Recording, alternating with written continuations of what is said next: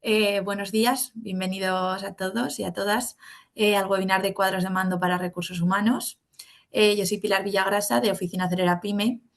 Estos webinars los organizamos desde Oficina Acelera Pyme. Vienen de los fondos europeos y simplemente un minuto solo os cuento que también tenemos las consultorías gratuitas de digitalización, ¿vale? Por si lo necesitáis, que sepáis que estamos aquí, que todavía estamos dando servicio, que aunque el kit digital haya terminado, seguimos dando servicio y para dudas que tengáis en relación a eso también continuamos ayudándoos. Y ahora quería dar paso a Óscar Izquierdo, ¿vale? Que es el que va a estar con vosotros para mostraros todo lo relacionado con los cuadros de mando y que veáis un poco los primeros pasos para comenzar con ello. Ahora, Óscar, cuando quieras. Fenomenal. Pues nada, muy buenos días. Si en algún momento me dejáis de escuchar o no me veis, avisadme. Voy a poner una presentación en pantalla y podría ocurrir que no funcionase toda la tecnología como debería. ¿Veis bien la presentación? Sí, sí, sí, Sí. sí. Fenomenal. Bueno, pues alguno de vosotros de los que os he apuntado me conocéis, pero me presento rápidamente. Mi nombre es Óscar Izquierdo. Llevo trabajando 28 años en el mundo de los recursos humanos. He trabajado en muchas consultoras, como podéis ver en mi perfil. He pasado sobre todo por el mundo de las Big Four que se llaman ahora, Pricewaterhouse, KPMG y White. Y desde hace 8 años pues estoy en un proyecto que abrimos, que ya estamos ya en 4 países.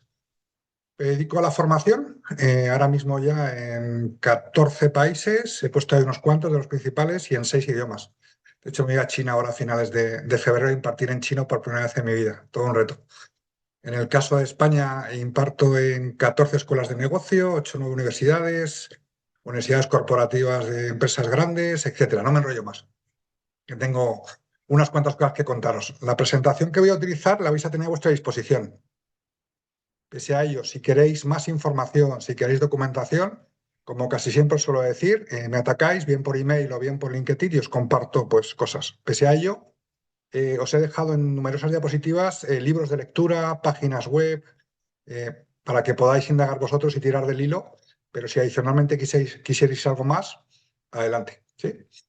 ¿Qué vamos a ver hoy? Me han pedido desde cámara que hablemos pues buena parte del tiempo de cuadro de mando de recursos humanos, algo que llevamos trabajando los últimos 25 años. Es un reto con la heterogeneidad que tenéis ahora mismo, los que os habéis apuntado al seminario. Hay empresas pequeñitas, hay empresas más grandes, con lo cual entiendo que ya muchos tenéis algunos desarrollos, otros tenéis que empezar de cero. Entonces, a ver si acierto con el nivel, ¿no? Yo prefiero, como digo siempre, ir a más y que cada uno coja lo que le valga. Vamos a hablar los últimos 30 minutos de experiencia empleado, qué es, cómo se mide, qué estamos haciendo en estos momentos en el mercado y qué hay que tener en cuenta para poderlo medir. Y por último, algunas fuentes para que podáis hacer benchmarking en el mercado. Por cierto, veo que hay una C mal puesta aquí en la presentación, me acabo de dar cuenta ahora mismo. ¿Dónde podéis acudir para buscar datos, información de mercado en cuanto a procesos, en cuanto a indicadores, etcétera? Como digo, está toda la presentación, la vais a tener, con lo cual atenderme y cualquier pregunta directamente abrís el micro, intervenís y abriremos al final un espacio de 5 o 10 minutos de cualquier forma para que me preguntéis lo que queráis o que pongamos en común, si no son preguntas.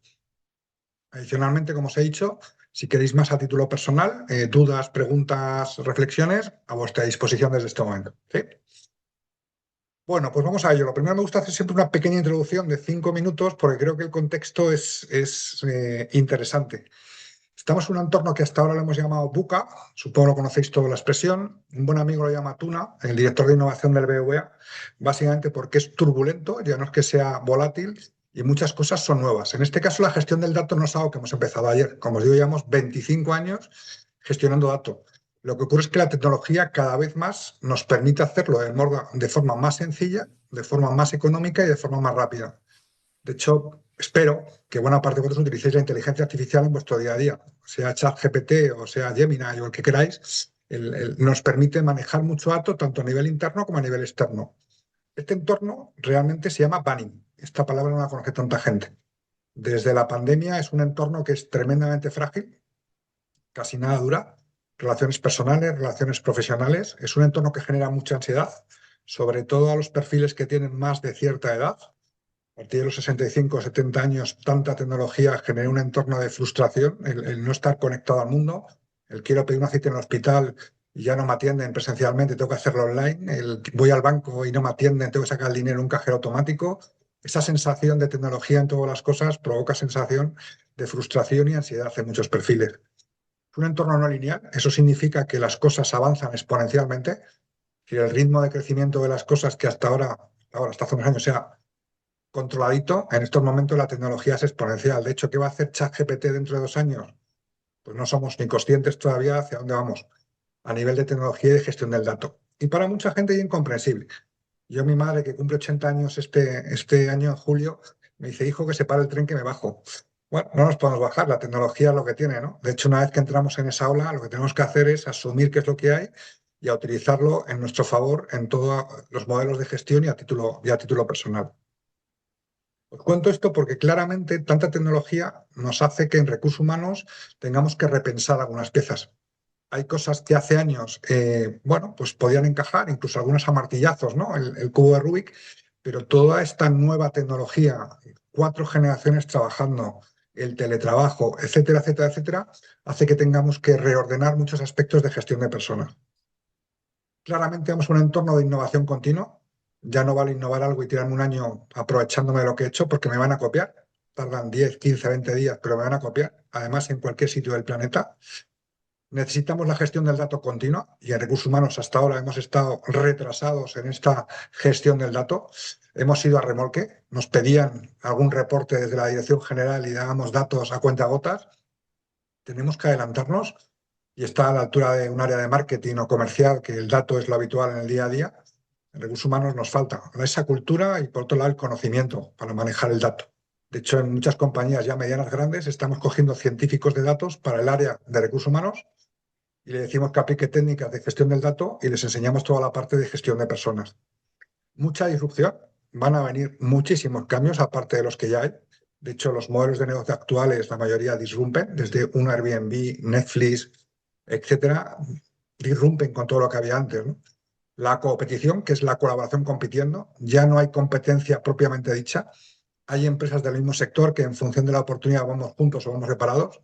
Les hacen construcción. ¿ACS es competencia ferroviaria? Pues depende del país, depende del proyecto y depende del momento. Entonces ya hay empresas que se dedican a cosas parecidas y en función de la oportunidad van juntas o van separadas. Cada vez más emprendimiento, y esto es lo que queda para mucha gente a partir de los 40 años, porque como bien sabéis, por el edadismo nos va sacando del mercado y al final lo que nos queda es montar nuestro propio proyecto, sabiendo que la experiencia dice que solamente 1 de cada 10 proyectos sigue vivo a los 3 años, en el caso de España. Por lo tanto, emprender varias veces para encontrar uno que te dé de comer los próximos años. Y todo esto va a requerir mucha gestión del cambio. Me voy a centrar en la gestión del dato durante el día de hoy, pero ojo que el contexto es importante. Hablar de datos sin innovación y sin tecnología, pues es ciencia ficción en estos momentos. El entorno que tenemos a un cliente siempre conectado, de hecho lo veréis probablemente con vosotros y vuestros propios hijos, ¿no? En España tenemos una media de 5,8 horas conectados al teléfono móvil o dispositivo móvil. Tenemos todo ya prácticamente en el móvil. De hecho, probablemente no echéis en falta nada. Me levanto y tengo el despertador, tengo vídeo, audio, correo, redes, WhatsApp. Tenemos prácticamente de todo ya hoy. Seguro que en 10 años tenemos muchas más cosas. Y es que además lo queremos todo digitalmente. Ya no queremos ir a un sitio para hacer una gestión presencialmente, sea un hospital, sea un banco, etcétera. La velocidad del cambio ha cambiado radicalmente. Como podéis ver, tardamos 76 años en tener 100 millones de usuarios. Pokémon Go 25 días. Es decir, esto es lo que llamamos exponencialidad de toda la tecnología y la gestión del dato. Y a nivel de tecnologías tenemos cada vez más tecnologías que nos habilitan para trabajar más rápido y trabajar de una forma mucho más eficaz. Tenemos toda la nube, el cloud, que llamamos en inglés, movilidad y dispositivos inteligentes. Han muerto todas las BlackBerrys, que probablemente os recordaréis de los años 2010, 2012. Ya han muerto Motorola, NEC, Alcatel, Nokia. Todas esas marcas que había hace 20 años han desaparecido prácticamente todas del mercado. Tenemos analítica para prácticamente todo, ya hablaremos de ello. Somos capaces de predecir en todos los aspectos qué va a ocurrir con mayor o menor fiabilidad. En recursos humanos, las empresas más evolucionadas estamos trabajando con el dato predictivo. Haremos qué es esto para ser capaces de predecir, por ejemplo, quién se va a ir, cuándo se va a ir, cuándo va a ocurrir un accidente, dónde va a ocurrir el accidente. Al final sacamos algoritmos para ser capaces de predecir qué va a ocurrir en nuestro negocio, en este caso a nivel de gestión de personas. Tenemos casi todo conectado a la red, el Internet of Things, que llamamos el IoT, y cada vez vamos a tener más billones de sensores. Ahora mismo tenemos en Europa 2,5 billones con B de sensores. Esperamos para 2030 tener 5,6 billones de sensores. De hecho, si pensáis en vuestra casa, en mi caso tengo el frigorífico conectado a Internet, el aire acondicionado, la calefacción, para poderlo manejar todo desde mi móvil. Esto va a ocurrir más. De hecho, la conexión con el empleado cada vez es mucho más digital. No hace falta tener una reunión para contarle ciertas cosas. Tenemos canales que podemos aprovechar digitalmente para hablar de cualquier tipo de cosa que necesitemos con el empleado, o mandar una nómina o cualquier otro aspecto. Los temas de ciberseguridad que son cada vez más críticos y sobre todo cuando nuestro dato está circulando por la red, y ahí hablaremos de todo el tema de RGPD que aplica a los datos y a la gestión del dato en los cuadros de mando. Y ya empezamos en muchas compañías, incluso pequeñas compañías, a utilizar la inteligencia artificial y los algoritmos para ser capaces de predecir. Como os decía, los modelos de negocio a futuro pues no son una panadería, una churrería, una cafetería. No digo que no vayan a existir, porque el mundo va a ser híbrido los próximos años, pero cada vez más, si queremos competir, tenemos que saber que competimos con organizaciones que son exponenciales de plataforma y que además tienen digitalizados buena parte de los procesos. A nadie se le ocurre buscar casas y meterse en Idealista, o en Fotocasa, o si vas a viajar, Airbnb es una de las opciones más valoradas por el 99% de las personas que viajan, y así con todos los negocios.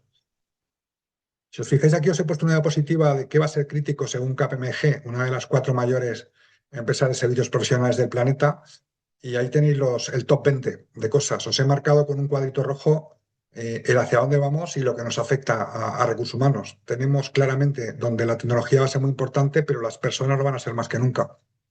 Básicamente, porque si el valor que aportas no es diferencial con respecto a la inteligencia artificial, te vamos a sustituir. Me da igual que sea recepcionista, administrativo, teleoperador, cajero o director. Al final, todo lo que puede hacer la tecnología mejor que tú, más rápido que tú, es un proceso de sustitución que ya hemos empezado en casi todos los sectores. Puede ser sustitución por un software o por robots, que estamos empezando en estos momentos. Por otro lado, sabemos que los datos son la materia prima del siglo XXI, mucho más importante que el petróleo, el oro, etcétera. Tenemos a todas las personas geolocalizadas, sabemos dónde estáis, cuánto ganáis, qué enfermedades tenéis. Tenemos prácticamente cada una de las empresas toda la información de cada una de las personas. En las empresas nos pasa igual, ¿eh? De hecho, tenéis muchos más datos de vuestros empleados que de vuestros clientes. Lo que ocurre es que de empleado todavía no lo hemos manejado con la capacidad de poder manejarlo de cara a futuro. Estamos en la reducción del empleo en el sentido de flexibilidad absoluta, de entrada, de salida, gente que quiere trabajar por las mañanas, por las tardes, los viernes. Vamos a rediseñar el esquema de trabajo. Llevamos 60 años anclados con las 40 horas semanales, 8 horas diarias y con un empleo fijo, entre comillas, o indefinido, que claramente tiene que evolucionar porque ya no da servicio a todo lo que tenemos por delante. Sabemos que vamos a ir más de 100 años los que estamos conectados, por lo tanto tenemos un sistema de pensiones técnicamente ya quebrado hoy deficitario, en el futuro quebrado, porque la natalidad está por los suelos y la gente va a ser más mayor. El dato de España que dice la demografía es que para el 2040 más del 60% de la población tendrá más de 60 años. Si a los 50 nos quedamos sin trabajos, pues imaginar de que vamos a vivir 40 o 50 años con un sistema de pensiones que si no deja pagar será muy reducido lo que pueda pagar, básicamente porque no habrá gente que pueda tributar porque la natalidad está arrumbada. Por otro lado, la ciberseguridad, que es un punto también, como veis aquí, a tener en consideración. Claramente estamos sufriendo ataques continuamente, tanto a título personal como en las compañías. Y la diversidad. Empezamos a tener colegios donde hay niños que son negritos, chinos, japoneses, ucranianos, americanos, y esto se traslada al mundo laboral. Cada vez tenemos más diversidad, eso enriquece la fuerza laboral, pero complica la gestión del día a día por afinidad cultural, afinidad lingüística y, evidentemente, expectativas vitales. Dicho lo cual, y con este entorno, nos enfrentamos también a 4 generaciones trabajando. Ahora mismo tenemos los baby boomers, que son el 7% de la fuerza laboral en España, los que son generación X, como es mi caso, del 72, apenas quedamos ya el 34% de personas trabajando. La generación Y o millennials, que son ya el 44% de la fuerza laboral en España, claramente con mucha afinidad a la gestión del dato y a la tecnología. Los Z, que se han empezado a incorporar al mercado laboral los últimos años, como veis, 2001-2016, no son nativos digitales, pero son usuarios digitales. Lo quieren todo en su teléfono móvil disponible. Ya sea un vídeo en TikTok o un cuadro de mando o cualquier otra cosa. Y los alfa, que están naciendo a partir del 2017. Ya que algunos han nacido con plena pandemia y que sabemos que le va a afectar, todavía no sabemos cómo.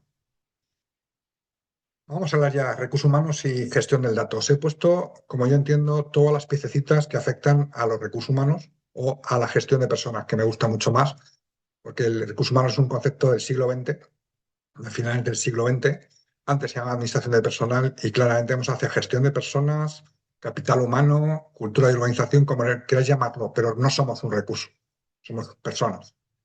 Al final, tenemos una cultura y unos valores en la organización que van a enmarcar, es el terreno de juego donde hay que jugar.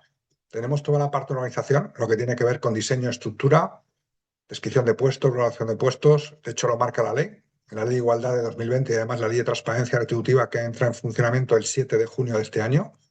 Tenemos el ciclo de talento, toda la parte de atracción, con el branding, la imagen de marca y la reputación. Tenemos toda la parte de integración, el onboarding que decimos en inglés, toda la parte de desarrollo profesional. Una vez que el empleado está con nosotros, ¿qué hacemos del primer día hasta el último que está con nosotros, hasta que le desvinculamos? Bien porque se va, bien porque lo despedimos o bien porque le pasa algo y se muere por el camino. Toda la parte de formación y desarrollo, toda la pata de compensación que nos permite atraer y retener. Todo esto genera datos y tenemos estos datos en recursos humanos. Probablemente están deslocalizados en diferentes sitios. La mayoría no están estructurados en una base de datos. Hay 28 Excel o 280 Excel pululando por la compañía. En las compañías medianas grandes tenemos algún sistema de información ERP, ya sea un SAP o un Workday, donde almacenamos parte de los datos, o tenemos el sistema de fichajes por un lado, el sistema de PRL por otro lado. En fin, tenemos la información, el problema es que está desestructurada. A veces son notas que tomamos en un cuaderno, otras veces son grabaciones audios, otras veces son vídeos. Tenemos un dato muy desestructurado en el área de recursos humanos. Luego tenemos toda la parte de comunicación interna que está generando datos continuamente, desde emails que mandamos, comunicaciones, vídeos. Tenemos toda la parte de movilidad internacional. Quienes tengáis gente fuera de España, permisos, visados, relocation, mudanzas, colegios, etcétera. Y el resultado de todo esto que se llama clima laboral. Luego tenemos toda la pata más administrativa, que es la que genera un dato más estructurado. Lo que llamamos la seguridad laboral y higiene, la PRL en España, con todos los EPIs. Tenemos relaciones laborales, convenios, contratos, altas, bajas, seguridad social y la atención al empleado. Las mil y una cosas que nos pregunta el empleado. Óscar, me voy al médico, ¿tengo que rellenarte algo? Óscar, ¿cuántos días de vacaciones me quedan? Todo eso son datos, datos, datos, datos. Es decir, todos los aspectos que trabajamos en gestión de personas generan datos. Probablemente estáis pensando en un cuadro de mando que está hablando de selección, de formación, de compensación, pero ojo que todo el resto genera datos. Y somos capaces de generar un cuadro de mando muy amplio, muy integral, que es la palabra que utilizamos, donde mezclemos datos y con un dato hacia adelante predictivo seamos capaces de mezclar para llegar a conclusiones de qué tenemos que hacer dentro de la organización. Dicho la cual, y con este contexto que os he expuesto ahora, vamos a empezar a hablar de cuadro de mando. La presentación es muy amplia, la tenéis a vuestra disposición. De hecho, tiene 117 diapositivas, si no me equivoco.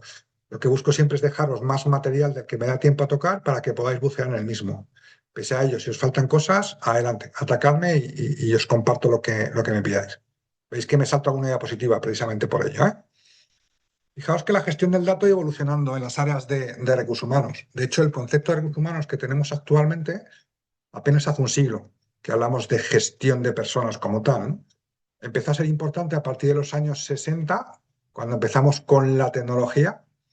En el 90-95 que llegó Internet a Europa, en general en el mundo, pero sobre todo Europa, porque en Estados Unidos empezó antes con la NASA, empezamos a tener datos en la nube. No era lo más común, todavía estamos con sistemas muy locales. En 2010 adoptamos casi todos los servicios online en la nube, bien sea con proveedores, bien sea con tecnología como el Microsoft Office que podáis tener en la nube. Y desde el 2018 hemos empezado con toda la parte de analítica. Analítica hacia atrás, que se llama descriptiva, y analítica predictiva hacia adelante.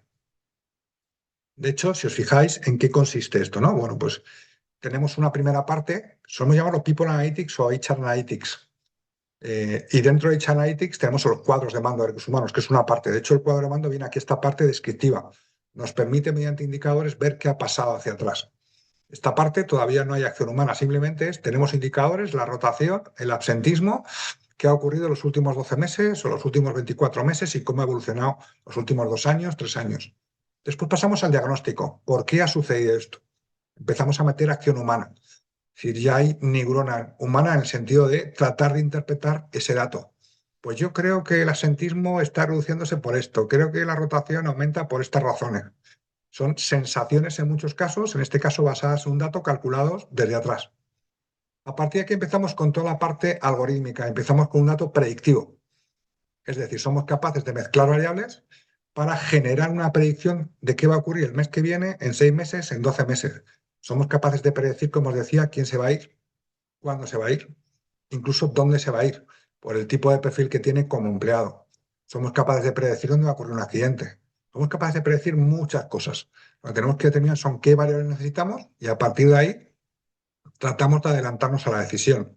Pensad en una compañía grande, el BVA, de los 80.000 empleados que tiene, no puedo tomar una medida para 80.000. Lo que hago es identificar quiénes se pueden ir y ataco esas 30, 40, 50 personas que mensualmente van a abandonar la organización. Las ataco si me interesa, evidentemente, con más dinero, con diferentes opciones, en función de cuál sea la causa de abandono. Y por último, en algunos casos aparece el dato prescriptivo, donde directamente puede haber interacción humana o no, o la inteligencia artificial toma la decisión por nosotros. Por ejemplo, probablemente alguno de vosotros tiene algún chatbot. Un chatbot es una herramienta tecnológica donde dejamos 80, 90, 2.000 posibles opciones de respuesta a lo que pregunta un empleado, que casi siempre es lo mismo, directamente consulta una base de datos y le da la información. No nos pide permiso en los recursos humanos. Por ejemplo, ¿cuántas vacaciones me quedan a día de hoy? Lo que hace es el chatbot va a base de datos, sea un Excel o sea lo que sea, consulta y te devuelvo la información. Es un dato prescriptivo. No hay interacción humana. En este caso, nadie controla el dato que te da la inteligencia artificial, te lo devuelve y a menos que haya algún problema, ahí se cierra el proceso. Toda esta tecnología, evidentemente, implica nube, implica analítica con Big Data, Machine Learning para que el algoritmo sea cada vez más preciso e inteligencia artificial por detrás. Que, por cierto, aprovecho, si no estáis todavía en este punto de inteligencia artificial, Machine Learning y Big Data, meteros cuanto antes porque claramente es el presente futuro. Hace unos años decía futuro, ahora digo presente futuro porque la mayoría de las compañías ya con 50, 100 empleados están trabajando con un chat GPT en la versión 5 y con asistentes virtuales que te deben hacer 1.000 cosas, por ejemplo, descripciones de puestos. Aquí os lo he pintado de otra manera. Generalmente los cuadros de mando que vamos a hablar ahora, vamos a hablar del dato descriptivo hacia atrás. Vamos a ver cómo configuramos el dato descriptivo para poder hacer un diagnóstico de qué está ocurriendo en la organización y llevarlo hacia la figura de CEO, quien toque. Y luego está el dato predictivo. No nos da tiempo a entrar aquí en este tiempo que tenemos. Aquí que sepáis que hay un curso que tiene cámara en el mes de mayo, que ya es la tercera o la cuarta edición, donde os damos en 8 horas pues, los básicos de qué es un algoritmo, cómo se programa el algoritmo, etcétera. No entramos en programación en lenguajes como R, Python, SPSS, que es lo que hay que utilizar en lugar de Excel, porque tiene sus limitaciones Excel, pero evidentemente antes de entrar en el dato predictivo tenéis que construir toda la parte descriptiva. Y una vez que esto lo tengáis montado, empecéis a preocuparos por el dato predictivo hacia adelante. No conviene pegar el salto directamente a predicción cuando ni siquiera sé qué está ocurriendo a pasado. People Analytics, de hecho, mezcla las tres cosas. Mezcla la parte de gestión de personas, coge datos del área financiera, porque el impacto de personas es en la EBITDA, en rentabilidad, en productividad, en facturación, y evidentemente la analítica lo que hace es, mediante diferentes técnicas, va a juntar los datos y va a sacar algoritmos que nos permite predecir. Generalmente cuando metemos algoritmia, lo que hacemos, tenemos muchísima información con mucho dato estructurado y no estructurado, que nos permiten con computación potente, cada vez los ordenadores son mucho más potentes, y más ahora que empezaremos con la computación cuántica, va a ser brutal el salto que vamos a pegar para poder calcular cosas a futuro, predecirlas. Dicho lo cual, empezamos con la parte de cuadros de mando después de la introducción, ¿sí? Claramente, cada vez nos piden más medir en todas las áreas, pero en concreto en recursos humanos llevamos años gestionando por sensaciones. Con el yo creo, tú crees, él cree, nosotros creemos. El problema es que las opiniones y las sensaciones son particulares y cada uno tenemos las nuestras. Evidentemente, cuando estás de CEO, pues tu opinión vale más que la del resto, pues porque a priori tienes una visión más global, tienes una opinión más formada y fundada en tu experiencia profesional y se valora mucho más. Pero ojo, a veces están equivocados, ¿eh? Y son puros sesgos lo que están opinando desde arriba. Pero claramente nos piden cada vez más medir. Si no somos capaces de medir lo que hacemos, no vamos a ser relevantes de cara al futuro. Y ojo, con muchas compañías, desgraciadamente, el área de recursos humanos no es relevante, simplemente es administrativa. Altas, bajas, contratos. amonestaciones, seguridad social y PRL. Os dejo 4 frases que solemos utilizar en las áreas de recursos humanos. La primera es un clásico: lo que no mide no existe o no podemos gestionarlo, etcétera. Ahora los políticos han sacado la de el dato mata al relato. Me da igual cómo lo digamos, al final todo lo que no medimos es muy difícil de establecer algún criterio de evolución y medir esa mejora si se está produciendo en el día a día. Debemos hacerlo y además nos permite aplicar objetividad, no sesgos y valoraciones personales, rigurosidad y homogeneidad. Os pongo un ejemplo. Si yo valoro, estoy midiendo la rotación que tengo en cada área, si cómo construyo la rotación es diferente en marketing que en operaciones que en recursos humanos, no tengo homogeneidad, por lo tanto no voy a ser riguroso ni objetivo. Entonces, cuando hacemos un cuadro de mando, lo que buscamos es homogeneidad de indicadores calculados de una única forma a lo largo de toda la organización. Eso nos va a dar objetividad y rigurosidad a la hora de medir las cosas para una toma de decisiones que sea profesional. Cuidado cuando construyamos el cuadro de mando, porque tan malo es esto, exceso de información que tenéis a la izquierda, como a la derecha ir a ciegas. Hasta ahora hemos ido muy a ciegas en recursos humanos, ¿eh? Hemos ido por intuición o por sensaciones, pero ojo con construir un cuadro de mando tan brutal que al final la parálisis por análisis, que se suele llamar, ¿no? Que nos abrume y con tanta información nos perdamos lo más importante. De hecho, cuando tenemos estas situaciones, vamos a los KPIs que llamamos, los Key Performance Indicators, que veremos. Es decir, podemos tener 200 indicadores, pero al final en 5, 7, 8 indicadores tenemos que resumir lo más importante que está ocurriendo para reportar a la dirección de la compañía. Por otro lado, tenemos que hacer cosas que sean visibles y que sean fáciles de interpretar. Probablemente en el lado izquierdo tenéis un Boeing 747 con un montón de información y 1000 indicadores, pero el cerebro humano no es capaz de manejar tanta información. El cerebro humano maneja poca información y vamos a todo aquello que realmente aplica a lo que estamos mirando en estos momentos. La derecha es una avioneta mucho más sencillo, pero tiene los básicos: altitud, velocidad de la avioneta, etcétera, ¿no? Entonces podemos tener 1000 indicadores, pero ojo, los dejo a un lado y solamente cuando yo buceo, lo que se llama en inglés drill down, es cuando entro al detalle de las cosas.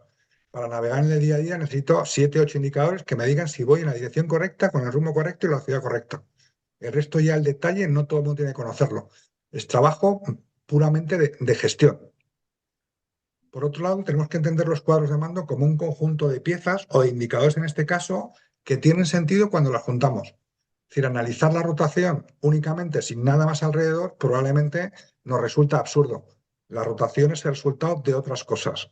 Al final, cuando la gente se va o sale de la compañía es por determinadas razones. Tenemos que entender la rotación metida dentro de otro cuadro de indicadores donde juntando esos diferentes indicadores somos capaces de interpretar qué está ocurriendo. En el ejemplo que os pongo, yo puedo tener 1000 piezas, pero hasta que no las junto y funcionan de forma síncrona, no tengo un reloj. Lo que me da es lo que yo busco, la hora, pero lo que necesito son diferentes indicadores para configurar esa hora. Muy importante cómo visualizamos la información. Podemos tener un cuadro de mando increíbles, pero que si es complejo nadie lo va a saber interpretar. Por lo tanto, no es eficaz. Puede haber mucha tecnología por debajo, puede haber 10.000 indicadores, pero lo que tiene que parecer es algo simple. Os pongo un ejemplo de un volante aquí, ¿no? Es decir, que algo sea complejo no quiere decir que la gente esté viendo toda la complejidad. Debe de ver sencillez, aunque por debajo las tripas sean muy, muy, muy complejas. Por lo tanto, tenemos que buscar sencillez, información que esté integrada, que nos permita construir un cuadro de mando, que sabemos exactamente qué es eso, y además que sea manejable por recursos humanos y por todos los clientes de recursos humanos. Generalmente los clientes de recursos humanos suele ser comité de dirección, suele ser la figura del CEO o de la CEO, y además a veces los empleados, que lo utilizan para su día a día. Importante cuando lo construyáis todo el tema de RGPD. Entiendo que sabéis lo que es la RGPD todos, normativo europeo desde el año 2018. Más que impedirnos manejar ciertos datos, lo que dice es, ojo, maneja con cuidado todos los datos que pueden causar discriminación en todas las áreas, en selección, en formación, en compensación, todo el tema de género, todo el tema de edad, todo el tema de enfermedades. Aquí os he dejado un poco toda la información que es sensible y que evidentemente es que tener mucho cuidado. Si no tenéis información en RGPD, obligatorio cuanto antes que sepáis qué dato no podéis manejar, o por lo menos si manejáis qué aspectos de seguridad tenéis que manejar tanto a nivel tecnológico como a nivel físico para manejar esta información. Por otro lado está la ética. RGPD no habla de ética, pero la ética es todo aquello que nuestro sentido común nos dice que hay datos que no deberíamos de utilizar. Y si los utilizamos, evidentemente, ser muy escrupulosos a la hora de dejarlos recogidos o no hacerlo en determinados sitios porque son visibles para otras personas. Simplemente, como digo yo, un anexo que tenéis que tener en cuenta cuando construís un cuadro de mando. Hay cosas que podemos utilizar, pero no tienen que quedar reflejadas en ningún sitio. Y otras que no debemos directamente utilizar porque evidentemente nos generan problemas pues, de confidencialidad, de discriminación, etcétera. El cuadro de mando, si ya tenéis algo, lo que tenéis que hacer es mejorarlo. Si no tenéis nada, tenéis que crear algo que sea lo más sencillo posible. No existe el cuadro de mando perfecto. De hecho, el cuadro de mando es una herramienta que va a estar en evolución, al igual que lo está en comercial, en marketing y en cualquier área o comité de dirección. Por lo tanto, hay que aceptar que aunque no sea perfecto, es bueno tenerlo y que ya lo iremos mejorando con el paso del tiempo. No digo que hagáis una mejora todos los meses, pero anualmente seguro que hay un indicador que sacáis del cuadro de mando, hay algún indicador que metéis en el cuadro de mando o hay algún indicador que modificáis la fórmula de cálculo, porque habéis descubierto que, por ejemplo, en la rotación hay que quitar determinado aspecto que pensabais que era crítico, pero que estáis viendo que está distorsionando la lectura que se hace del indicador. Bueno, como os digo, hay algunas diapositivas que las dejo para que podáis indagar un poquito más en la información que os voy a dar en el día de hoy, ¿no? Una reflexión que me hizo el otro día una persona que es experto en analítica, estuvimos desayunando juntos y le preguntaba yo, ¿hacia dónde está yendo la gestión del dato de recursos humanos? ¿No? Bueno, pues ahí os dejo la reflexión que me hacía. La evolución está yendo a no utilizar únicamente un dato de recursos humanos, sino pensar qué necesita el CEO para dar respuesta a las inquietudes que tiene el negocio. Y os he puesto un ejemplo abajo. Lo importante no es el dato de rotación como tal. El CEO lo que está viendo es que hay un proyecto que no ha salido, no sabe el por qué. Entonces, probablemente uno de los datos que necesita para entender por qué no ha salido el proyecto adelante es que la rotación no deseada se está elevando un 28% en ese proyecto. Entonces, no perdáis de vista el para qué, que no os pierda el dato. Al final, lo que necesitamos arriba en el comité de dirección o la figura de CEO es, ok, el dato de recursos humanos es otro más, al igual que el de marketing, que el de comercial, que el de financiero, pero la pregunta es, ¿qué me permite a mí solucionar como CEO de la compañía? A veces nos quedamos puramente en el dato de recursos humanos y eso es un error, porque no le ven utilidad desde la dirección general. Entonces, cuando construyamos el cuadro de mando, no perder de vista quién es nuestro cliente, a quién le vamos a reportar esa información y qué es lo que le inquieta al CEO o al CEO. Si lo que le inquieta es que no ha salido un proyecto, ok, identifiquemos qué indicadores, algunos serán nuestros del área de gestión de personas, o a priori pensamos que son nuestros, pero hay otros que van a ser de otras áreas diferentes. Cuando construyamos ese cuadro de mando, tenemos que dar esa visión global o integral de todos los aspectos que tocan. Y ahora hablaremos de esa visión integral de un cuadro de mando.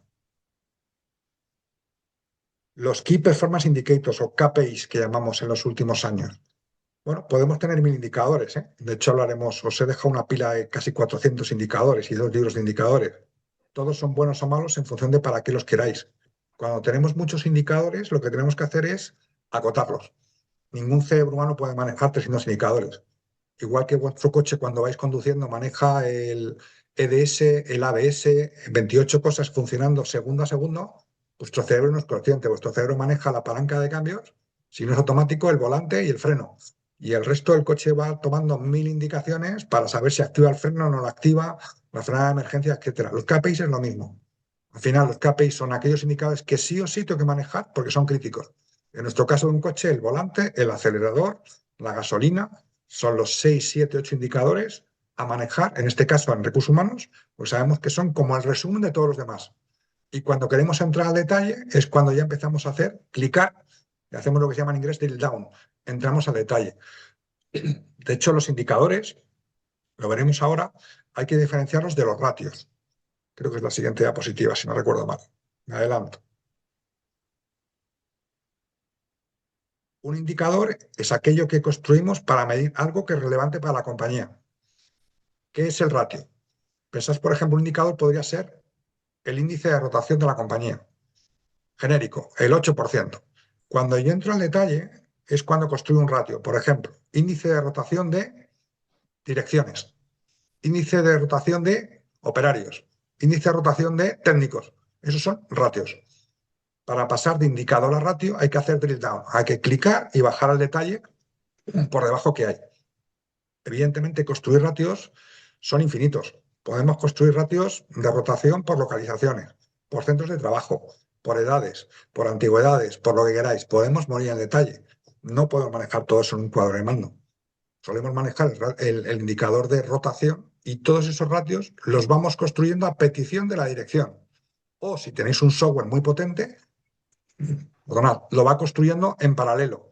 Y clicando sobre el mismo, pues somos capaces de llegar a ese detalle de rotación por localizaciones, por edades, por género, por lo que queráis. ¿Sí? A veces confundimos, ¿eh? Y entramos en ratios en nuestro cuadro de mando y tenemos un cuadro de mando de 50 ratios. Es inmanejable, sobre todo porque hay que alimentarlo semanalmente, mensualmente. No tiene sentido construir un cuadro de mando de ratios, tenemos que ir a indicadores. Ahora bien, el paso 2 probablemente será entrar en esos ratios para identificar posibles problemas que estamos teniendo. Si no me explico bien, decídmelo, ¿eh? Ok, cuando vamos a construir un cuadro de mando y vamos a entrar en detalle, tenemos que tener en cuenta qué indicadores vamos a meter, cada cuánto los vamos a medir, cómo vamos a construir el cuadro de mando, quién lo va a construir, quién lo va a utilizar y cómo lo vamos a distribuir, qué accesibilidad vamos a dar para aquellos usuarios que lo van a utilizar. Para decidir qué indicadores voy a utilizar, perdonad la voz que la tengo cascada, como hace frío, estamos con lluvia aquí en Madrid, ando con la voz tocada. Este cuadro nos ayuda a entender qué indicador debería ser el que utilicemos. Por un lado, tenemos que buscar indicadores que debamos de conseguir con cierta facilidad y por otro lado, que impacten realmente en la estrategia de la compañía. Fijaos que no digo en recursos humanos, ¿eh? Hablo de estrategia de la compañía. Siempre pienso en el cliente, en el CEO en este caso. Eso lo que nos permite es generar eficiencia. Buscamos un cuadro de mando que tenga impacto en negocio. Solo así va a ser de valor para el comité de dirección ese cuadro de mando que vamos a diseñar. Ya empiezo con la chicha. 3 tipos de indicadores que a veces confundimos. Tenemos indicadores de volumen. Os he puesto un ejemplo con el área de selección. ¿Sí? Nos permiten saber cuánta carga de trabajo tenemos. Generalmente hacia arriba no preocupan. Lo utilizamos para dimensionar el equipo. Por ejemplo, número de procesos de selección realizados en un año, número de repeticiones. Cuanto más procesos haga, más personas necesito trabajando en selección. Me da igual que sea selección que un operario en producción. Buscamos repeticiones. Rara vez lo reportamos hacia arriba, repito. Luego tenemos indicadores de gestión. Eso suele ir al cuadro de mando, como os he puesto con la flechita. Básicamente porque le interesa al comité de dirección. Por ejemplo, en selección, número de días promedio que tardamos desde que nos pides un candidato hasta que lo incorporamos. Es que te pido un candidato y llevar 2 meses y no ha presentado ninguno válido. Podemos construirlo en forma de ratio y desagregarlo por tipo de posición, por localización. Estos de gestión suelen ir a cuadro de mando. Pero ojo, van a cuadro de mando dentro del área de selección. Probablemente dentro del área de recursos humanos, hablar del número de días es algo demasiado detalle que no es relevante como recursos humanos para la compañía. Salvo que se cometa, lo veremos después, en un semáforo rojo. Y es que tarda 5 meses en entregarme un candidato. Y luego tenemos los de calidad. A veces también pertenecen al cuadro de mando. Por ejemplo, pasamos una encuesta de calidad a otros directores y les preguntamos por cómo ha ido el candidato, qué trato ha recibido por parte de recursos humanos cuando se ha hecho por selección, el tiempo que hemos tardado, etcétera. Y le pedimos que de 0 a 10 nos evalúe el servicio que hemos prestado. Nos dice que un 8. Analizamos el gap entre el 8 y el servicio que como recursos humanos queremos prestar. Podemos hacer también por procesos. Por ejemplo, porcentaje de permanencia en la organización a 31 de diciembre de los candidatos incorporados durante el año. Y que además su evaluación de desempeño ha sido bueno. Aquí medimos el trabajo, la cantidad de trabajo que tenemos en el área. Aquí medimos lo que percibe el cliente con lo que le entregamos. Y aquí medimos cómo de bueno o malo es lo que estamos entregando. Son 3 tipos de indicadores diferentes. Los de volumen generalmente nunca van a cuadro de mando. Los de gestión suelen ir a cuadro de mando. Pueden ir a cuadro de mando general si tienen la suficiente entidad o a cuadro de mando por cada área o proceso de recursos humanos, es decir, selección, formación, compensación, etc. Y los de calidad a veces los utilizamos por área o a veces en general como de todo el departamento de recursos humanos. Repito, los que están como números de gestión son los que habitualmente metemos en un cuadro de mando de gestión de personas. Por explicarme lo que acabo de decir, aquí os he pintado un flujograma de un proceso de selección. Entiendo que casi todos estáis familiarizados con esto. aparecen los players a la izquierda, quién participa, y las cajitas son las actividades que hacemos. Por ejemplo, en este caso, el jefe de departamento pide la cobertura de una vacante. La dirección de recursos humanos decide si es un proceso interno o externo. Si es interno, le pide al técnico de selección que hable de candidatos internos. ¿Qué sería un indicador de volumen? Calcularía número de repeticiones que hago de todo esto al año, 55 selecciones al año. Calculo los tiempos promedio de cada caja y sé que esto me lleva 15.000 horas. Por lo tanto, 15.000 entre 1.800 horas necesito 7,8 personas. Me sirve para dimensionar el equipo. Indicadores de volumen. Casi nunca van a cuadro de mando. Indicadores de gestión. En este caso no tengo en cuenta el proceso y lo que busco es qué quiere mi cliente interno. Que le entregue un candidato rápido y que sea válido. Como veis en el proceso no puedo encontrar la solución. ¿Vale? Indicador de calidad. ¿Cómo percibe que ha ido ese candidato que le he entregado y el trato recibido por recursos humanos? Tampoco aparece en el proceso. El proceso me permite dimensionar el equipo, no me permite generar un cuadro de mando. Ojo, puedo generar microindicadores, ¿eh? Por ejemplo, entrevistas de selección. Puedo tener un indicador que sea promedio de tiempo gastado en entrevistas de selección y me sale 58,4 minutos. Tal micro detalle lo que me permite sobre todo es dimensionar el equipo, no tanto la calidad de lo que estoy entregando al final. Fijaos que es muy importante invertir tiempo en el diseño. ¿Qué quiero medir y qué impacto va a tener en la persona o en la responsabilidad del CEO, que es quien me pide manejar ese dato de cara a futuro? Generalmente cuando manejamos indicadores le pedimos que sea 5 cosas. Que sea útil, que exista, porque si hay que crearlo desde cero, el trabajo puede ser ingente y si no existe, que sea lo más sencillo posible. Que tenga disponibilidad, es decir, que no tenga que levantarme de la compañía cada vez que quiero conseguir el indicador. Entonces, que sea lo más disponible posible. A veces hay que crearlo nuevo, ¿eh? Pero evidentemente que la capacidad de calcularlo no me lleve 3 meses el llegar al indicador. Que sea fácilmente actualizable. Y por último, que sea lo más preciso posible para que cuando tome decisiones con la información que está saliendo no me equivoque por detrás.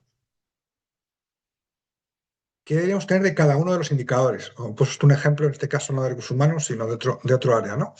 Generalmente aparece el indicador con una fórmula de cálculo. Tengo claro el para qué, el propósito, cuál es el objetivo que me pongo, estratégico por parte de la compañía, y por qué en este caso reducir la rotación un 7%. Ok, ¿por qué un 7 y no un 14?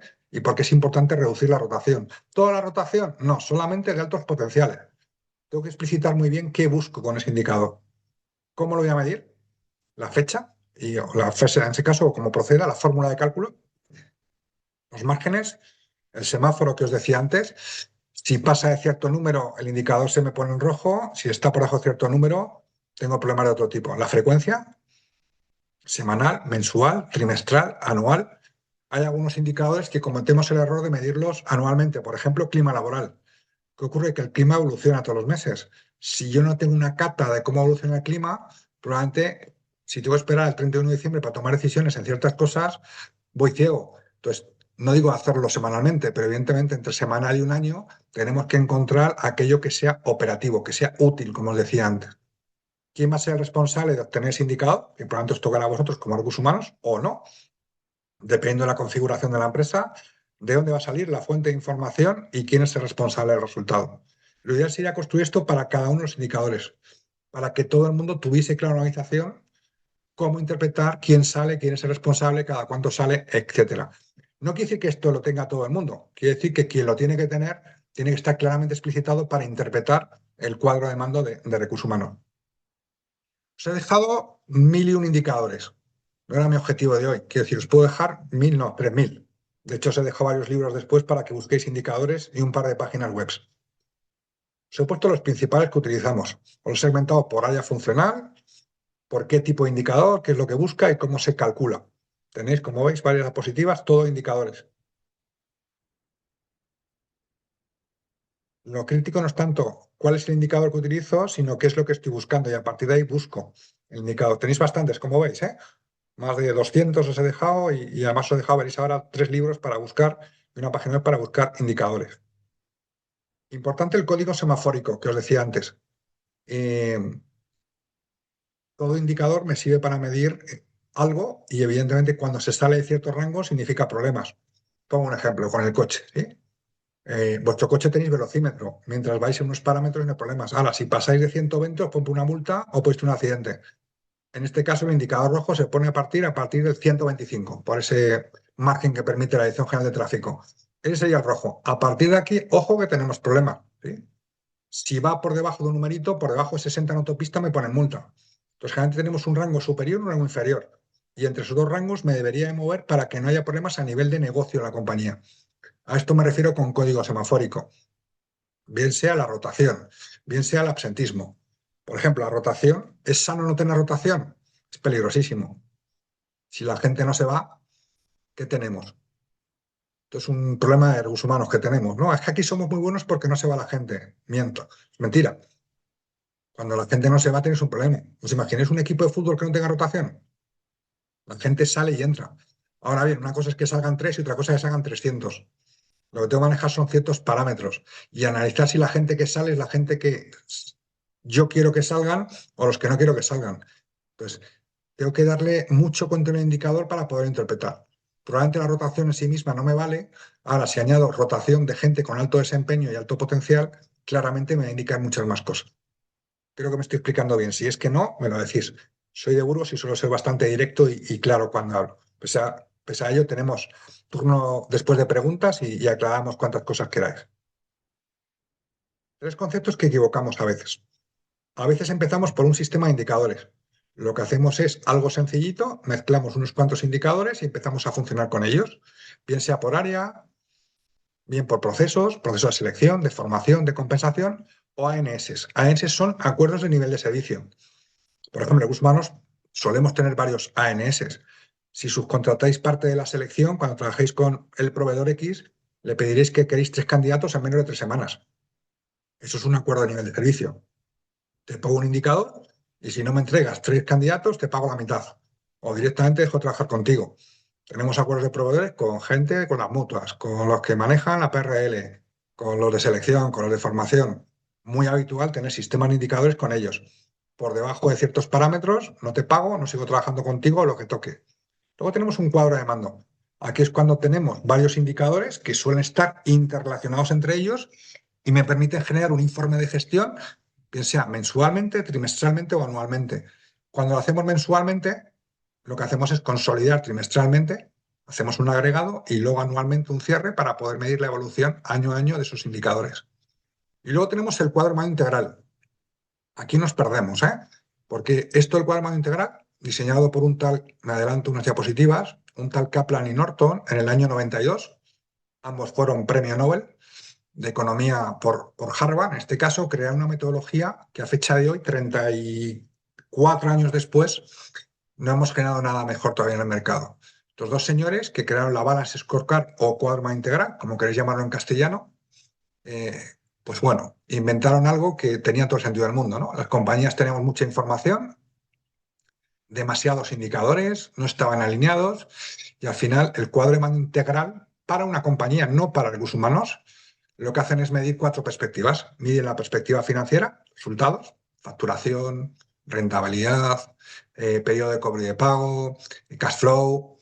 Miden la perspectiva de clientes, cómo me perciben mis clientes, el presente. Pues oye, el NPS, que es el índice más habitual que utilizamos, cómo está funcionando, la perspectiva de procesos y la perspectiva de aprendizaje. La que implica recursos humanos sería la última, que es lo que llaman aprendizaje. Incluye temas de gestión de personas, formación, innovación, que generalmente nos ayudan a predecir el futuro.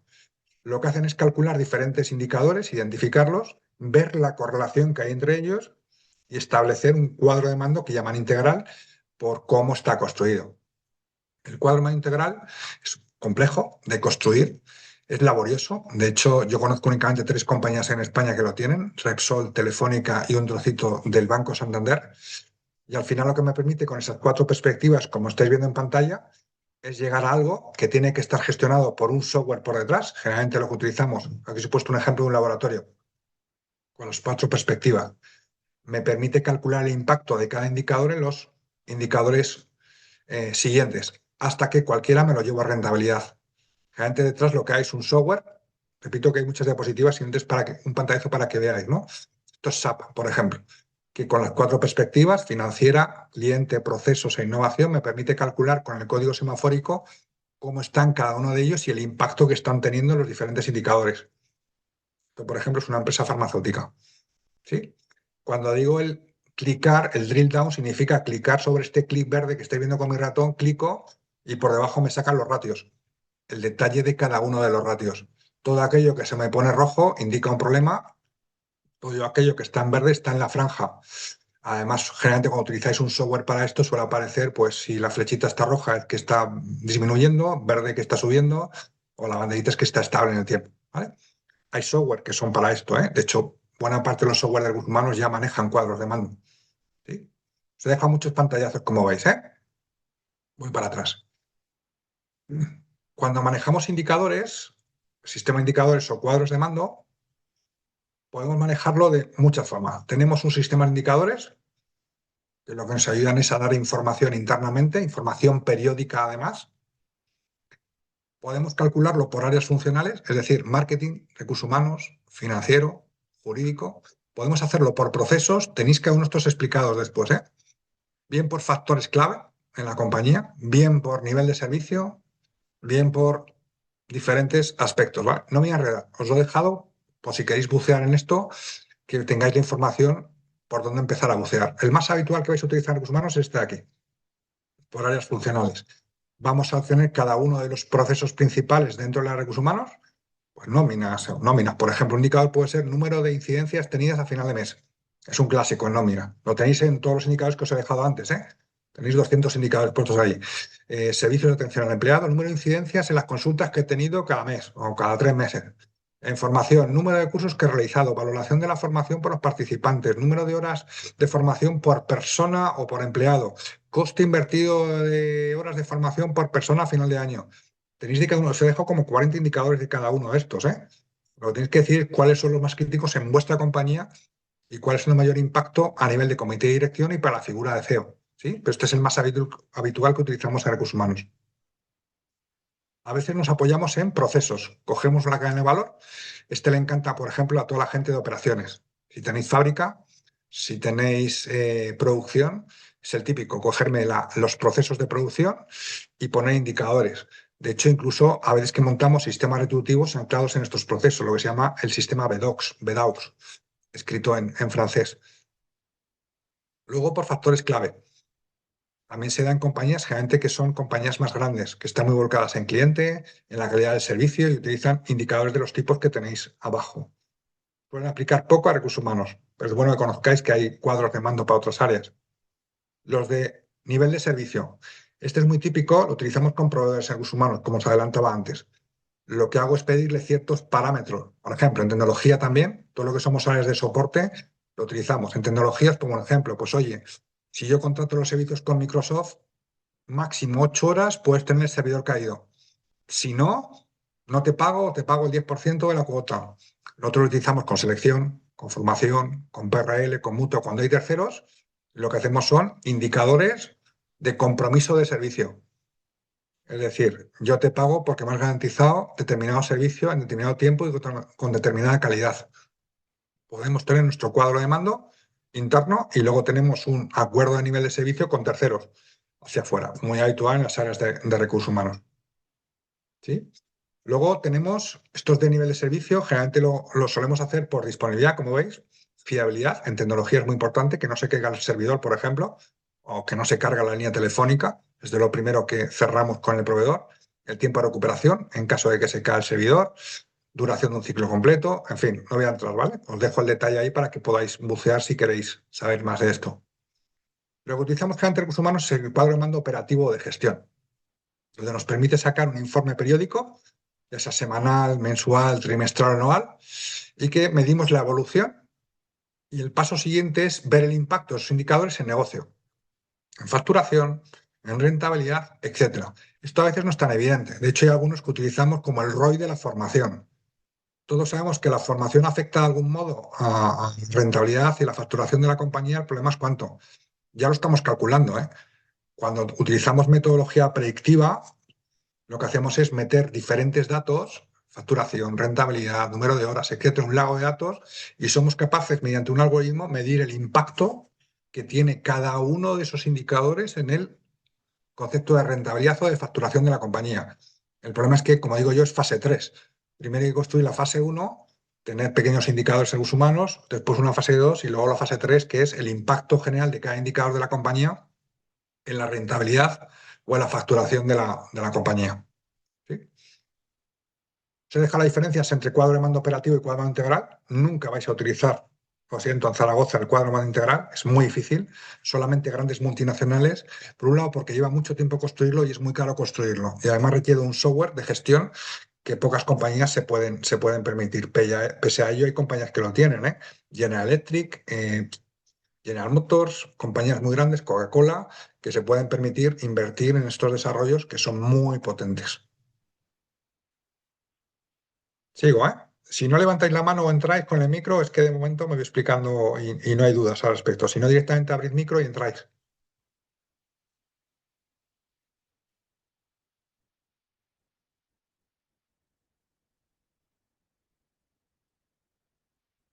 Libro recomendado. De hecho, si vais a construir desde cero vuestro cuadro de mando, es un libro que deberéis de tener.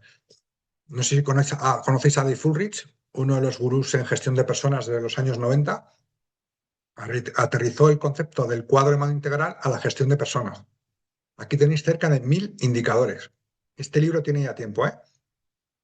El problema es que sacan pocas ediciones y cada vez que sale en Amazon desaparece el libro. De hecho, la gente vende libros de segunda y de tercera mano y aún así veréis que en horas desaparecen de las redes. Un concepto los quiero introducir. Hasta ahora hemos basado los cuadros de mando en indicadores, en KPIs que llamamos habitualmente. Pero desde hace 8 años, y sobre todo a raíz de la pandemia, hemos introducido el concepto de los OKRs. No sé si estáis familiarizados con ellos. Objective Key Results.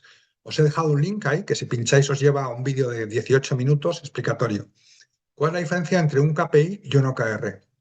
De hecho, el KPI sobre todo es para comité de dirección. El OKR es para toda la gente que trabaja por proyectos. Os pongo un ejemplo con vuestro coche. ¿Qué sería un KPI? Bueno, pues vais de Zaragoza a Madrid. Un KPI sería el velocímetro, la gasolina que os queda en el depósito. Básicamente, si me quedo sin gasolina, el coche no funciona. Si paso de 120 me ponen multa, KPIs. Es lo que necesita el comité de dirección. Gran número arriba para gestionar. ¿Qué sería el OKR? El OKR sería poner el navegador del coche y que os indique de Zaragoza a Madrid el número de paradas, dónde podéis descansar, los hoteles. Son indicadores de proyecto. En este caso, el proyecto sería un viaje de Zaragoza a Madrid. El 80% de la compañía trabaja por OKRs, trabaja por proyectos. El proyecto puede ser de una semana, de un mes, de 8 meses, pero son indicadores de proyecto con entregables que son de proyecto. El comité de dirección necesita KPIs, necesita saber cómo va la marcha de la compañía durante todo el año. Suelen ser, por ejemplo, el EBITDA, suele ser el NPS, que ahora hablaremos, suelen ser indicadores de alto nivel. Pero para la microgestión utilizamos OKRs.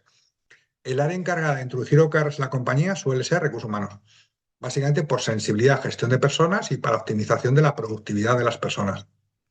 De hecho, los OKRs, que llevan 20 años compañías grandes como Microsoft, Intel, Google, etcétera, de los últimos 8 años los hemos incorporado en todo tipo de compañías, lo que nos permite es acercar el concepto de indicadores y objetivos a cualquier persona, incluido en recepción.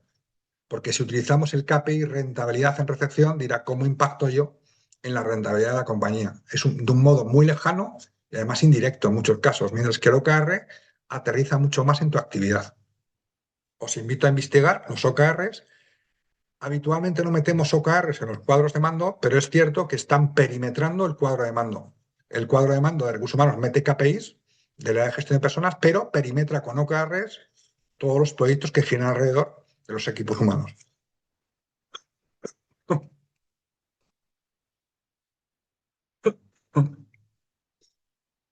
Aquí tenéis el libro. Como os digo, no es fácil de conseguir.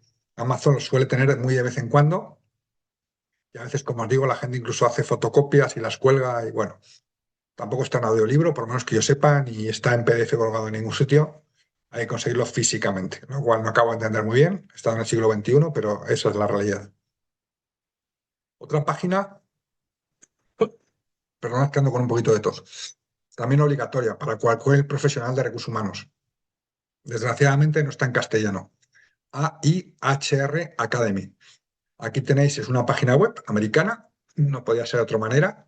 Desgraciadamente, tenemos poco traducido al castellano estas cosas, donde podéis conseguir 1001 indicadores. Los tenéis segmentados por diferentes áreas de recursos humanos, los más utilizados, e incluso los tenéis por sectores. A veces los indicadores no son homogéneos en retail, en distribución, en banca, en seguros. Tenéis un detalle brutal de indicadores. AIHR.com, como estáis viendo. ¿Sí? De hecho, os he puesto un ejemplo de cómo aparecen los indicadores. Os he puesto, en este caso, de selección. Ahí tenéis el top 20 indicadores. Si pincháis en el link os va a llevar. Si pincháis en cada indicador, os saca la fórmula de cálculo más habitual utilizada en las compañías. Esto lo tenéis en selección, en formación, en compensación, en desvinculación, en nóminas, en cada uno de los principales procesos, 63 procesos de recursos humanos, tenéis esos top 20 indicadores. Evidentemente, todos me permiten medir alguna cosa que puede ser interesante, pero es absurdo tener 63 procesos por 20 indicadores. No puedo tener 1.300 indicadores de recursos humanos. Tenéis que elegir uno, dos, máximo tres por proceso que queréis medir por su impacto en el negocio. Repito, lo importante es el impacto en el negocio. Y a partir de ahí eh, lo dejáis evolucionar y veis las peticiones que os hacen desde arriba. El time to fill, el tiempo que tardo en rellenar una vacante, es muy habitual, como os he dicho antes. En este caso, un indicador de gestión. El tiempo que tardo en contratar, el time to hire, también es relevante. A veces me tiro 30 días para hacer efectivo que el empleado se incorpore.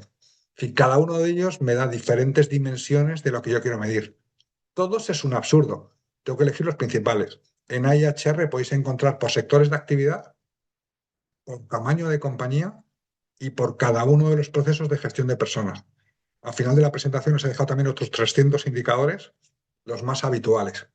Aquí depende mucho, como os he dicho al principio, si ya tenéis algo construido, lo que vais a hacer es revisar lo que tenéis. Si no tenéis nada y queréis empezar a construir, puede ser una muy buena guía a IHR y para revisión también, pero evidentemente si no tenéis nada y no sabéis por dónde empezar, aquí tenéis un elenco muy amplio de indicadores que seguro que os puede servir para construir vuestro primera versión de cuadro de mando.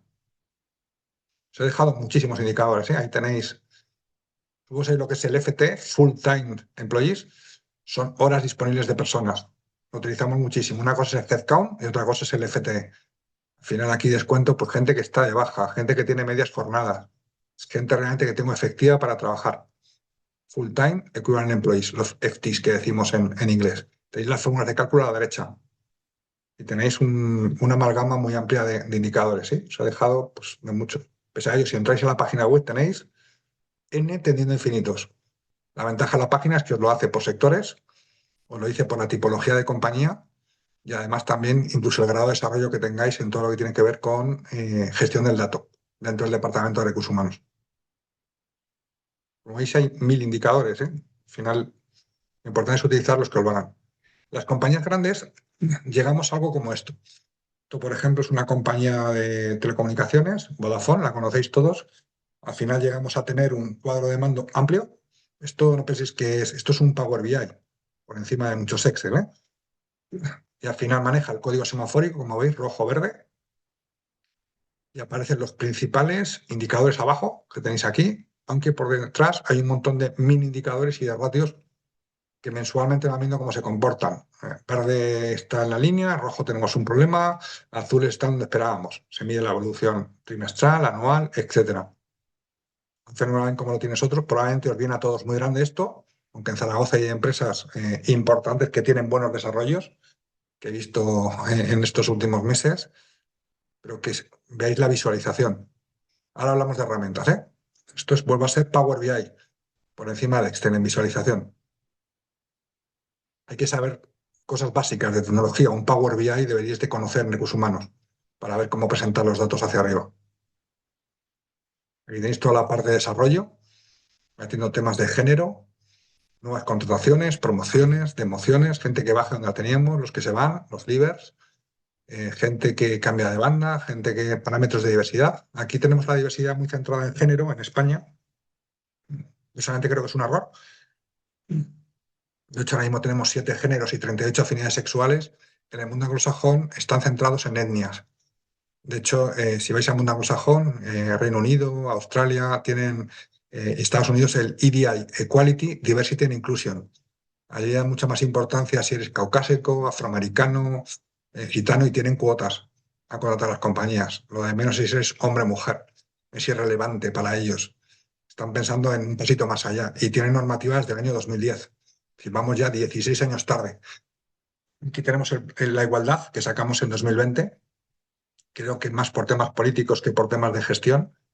Ahora tenemos la ley de transparencia retributiva que entra en funcionamiento el 7 de junio, donde refuerza la ley de igualdad y reduce las posibles brechas retributivas entre hombres y mujeres del 25% al 5%. No sé qué va a pasar en España porque casi todas las compañías que conozco tienen más brecha del 5% entre hombres y mujeres. Tiene multas, exige temas en determinados procesos de recursos humanos, como por ejemplo selección. A partir del día 8 de junio de este año ya no podéis, por ejemplo, debéis publicar la banda salarial que vais a pagar. No podéis preguntar al candidato cuánto está ganando en estos momentos. Es decir, exigen diferentes aspectos en diferentes procesos de recursos humanos que van hacia la transparencia, no solo retributiva, y que evidentemente nos va a impactar también en los indicadores que podemos utilizar y que debemos utilizar. Hasta ahora la retribución era algo que teníamos más libertad para poder utilizar y preguntar, y claramente vamos a un mundo, por un lado, de transparencia de la empresa hacia afuera, pero no a nivel interno a la hora de cómo gestionamos el dato. Si queréis más información, me atacáis. De todas maneras, si no, si cogéis la ley que tenéis publicada de la directiva comunitaria que entra en funcionamiento 7 de junio de este año, y ahí tenéis todo el detalle de la nueva ley. Y cuando voy a implantarlo, ¿cómo lo hago? Bueno, pues os he puesto las fases, generalmente. Hay una fase de diseño. Aquí a veces, si estáis solos a recursos humanos en vuestras empresas, es difícil diseñar y está la gestión del día a día. Hay gente que se apoya en consultores. Yo creo que esto hay que hacerlo a nivel interno. Ojo, si tenéis capacidad y conocimiento para poderlo hacer, tenéis que tener muy claro qué requerimientos, qué vamos a necesitar, qué información, qué datos están disponibles, cuáles hay que construirlos, de dónde salen, quién se encarga de construirlos, diseñar el cuadro de mando, toda la parte de desarrollo y luego la implantación. La implantación significa cuándo entra en funcionamiento, cada cuánto vamos a dar la información y en algunos casos en compañías grandes montamos la infraestructura, es decir, la tecnología para poder construir todo esto. ¿Sí? Bueno, os he dejado varias diapositivas de apoyo. Esto hay que vender la idea hacia arriba también, porque al final es un proyecto del área de recursos humanos y hay que vender el proyecto hacia el comité de dirección y hacia la dirección general, porque esto va a llevar tiempo el que lo construyáis. No es que un día os levantéis inspirados y vais a montar 4 indicadores. Exige una reflexión mucho más profunda. Por lo tanto, si vais a invertirlas aquí, vais a dejar de invertirlas en otros sitios, ojo, o hacerlo por las noches, que es otra opción. ¿Sí? Os he dejado los aspectos de la parte de implantación, diferentes herramientas que hay ya en el mercado para manejar cuadros de mando de recursos humanos. Tenéis los grandes ERP de recursos humanos, Workday, SAP, PeopleSoft, etcétera, y los que son más pequeños, asequibles. Ojo, un Excel me puede valer, pero un Excel tiene limitaciones, versiones, quién lo toca, cuándo lo toca. Entonces, como todo, depende del grado de profesionalización que busquéis con el cuadro de mando. El Excel, repito, os puede valer. Ahora bien, más errores, mucha gente tocándolo. Va a haber 38 versiones del Excel. ¿Cuál es la buena? Todo el mundo va a pensar que es la suya. Cuando hay una herramienta que está centralizada, la que sea, el dato es el que aparece en la herramienta. Si no está en la herramienta, no existe. Pasa con todos los sistemas de información. Repito, el Excel es bueno, es flexible, pero cada uno maneja el suyo. ¿Cómo se suele hacer toda la parte de implantación del cuadro de mando? Siempre os dejo muchas diapositivas, como veis, ¿eh? Prefiero que luego podáis revisar. En lo que probablemente os vais a encontrar en vuestras compañías va a ser un Excel. Por encima del Excel podéis meter un Power BI, que entiendo que conocéis todos, o deberéis conocer si no. Tableau también es una solución que el coste es casi cero. Si tenéis un Crystal Report, si tenéis SAP en vuestra compañía, sobre todo si sois, aunque seáis pequeños en España, pero tenéis en varios sitios, probablemente tengáis un SAP implantado. Y luego tenemos herramientas como R, que es para hacer todo tipo de análisis estadístico de datos. Aquí tenemos también Python, tenemos SPSS, pero sobre todo pensando ya en dato predictivo hacia adelante, para meterse el algoritmo. Digo algoritmos porque estáis diferentes niveles en los que os habéis apuntado. Hay gente que no tiene nada, que ya tenéis cosas, y otros que tenéis un cuadro de mando funcionando desde hace años y que estáis pensando meteros en dato predictivo. Entonces quiero tocar todos los palos porque en función de la necesidad tenéis que utilizar herramientas más básicas como Excel o iros a un Python, a un R, un SPSS para empezar a hacer cosas más curiosas de dato predictivo y hacer casos de uso, que es como se llama esto en el caso del dato predictivo hacia adelante. ¿Qué está ocurriendo en el mercado? Bueno, pues claramente estamos tratando de simplificar y mejorar cuadros de mando. Lo que me encuentro son muchos indicadores. Monto un cuadro de mando, lo monté con 15, ya tengo 38 indicadores. ¿Cuáles quito? ¿Y cada cuánto los mido? A veces poco estructurados y pensando demasiado en la gestión y menos en la calidad apreciada por el cliente interno. Entonces, tan importante es lo que hago y cómo me percibe mi cliente interno. Por otro lado, dando un salto de plataforma, del Excel, que evidentemente es lo más barato y lo más sencillo, a temas más complejos donde incluyan visualización, Power BI, Power Query,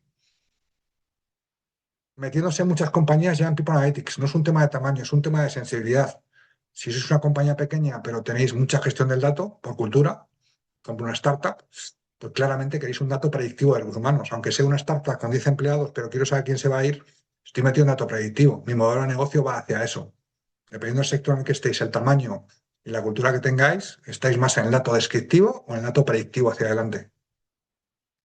A veces en compañías con cierta entidad tenemos ya incorporaciones de científicos de datos. No penséis que una persona con 20 años, ¿eh? Cogemos a un chiquillo chiquilla con 23 años que ha estudiado un máster de analítica, inteligencia artificial y machine learning, le metemos en prácticas, le tenemos 6 12 meses y luego le contratamos. Y lo que hacemos es, como tiene el conocimiento de los datos, le enseñamos gestión de personas. Es una solución que estamos tomando en muchas compañías, desde un Repsol a Embutido Rodríguez. Todas, porque no tenemos gente de recursos humanos que tenga afinidad y conocimiento de cómo gestionamos el dato. Por otro lado, está poniendo mucho foco, además del cuadro de mando, en los planes de acción. No perdéis de vista que el cuadro de mando lo pongo para tomar decisiones y hacer planes de acción. Por lo tanto, muchas compañías tienen un buen cuadro de mando, pero el caso es que al final las cosas no cambian. Los planes de acción están fallando. Y en Aragón lo que he identificado, pues varios niveles de profesionalización. Creo que hay grandes compañías que ya tienen buenos desarrollos, no voy a poner nombres encima de la mesa, pero que ya tenéis cosas muy interesantes. Y luego tenemos un elenco amplio de, no sé, 90% de empresas medianas y pequeñas que están comenzando a trabajar. Hasta ahora ha habido otras prioridades del día a día, pero que claramente el dato cada vez más importante en toda la compañía y además en el área de recursos humanos, como no podía ser de otra manera. ¿Sí? Yo creo que fruto de este seminario deberíais hacer una reflexión de qué hacer en vuestra compañía, dónde estáis y dónde queréis estar a 1 año vista, 2 años vista, 3 años vista. Y a partir de aquí decidir cómo empecéis a trabajar. No suele ser buena idea copiar el cuadro de mando de otras compañías. Básicamente por la necesidad son otras. El modelo de negocio es otro y lo que se valora en comité de dirección es otro. Por lo tanto, es qué necesita mi empresa y esa reflexión conviene hacerla con dirección general. Si la hacéis vosotros mismos, basta únicamente pensando en procesos de gestión de personas. Si le preguntáis a la figura del CEO o de la CEO, vais a ver que la sensibilidad que tiene es diferente probablemente a la vuestra.